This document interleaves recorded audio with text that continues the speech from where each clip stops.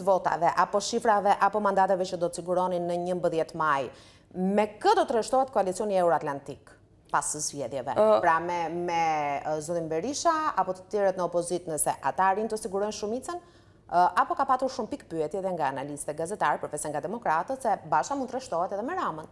Këto janë prapë si puna atyre sondazheve që unë përmenda. Me Edi Ramën nuk na lidh asgjë.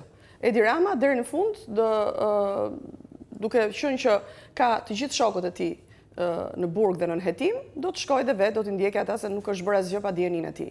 Dhe sigurisht ka dhe një çështje shumë të madhe siç është çështja me Gonigal. Kështu që me Edi Ramën në mënyrë absolute. Edi Rama të zgjidh çështjet me drejtësinë, me shokët, shoqet dhe me Gonigal.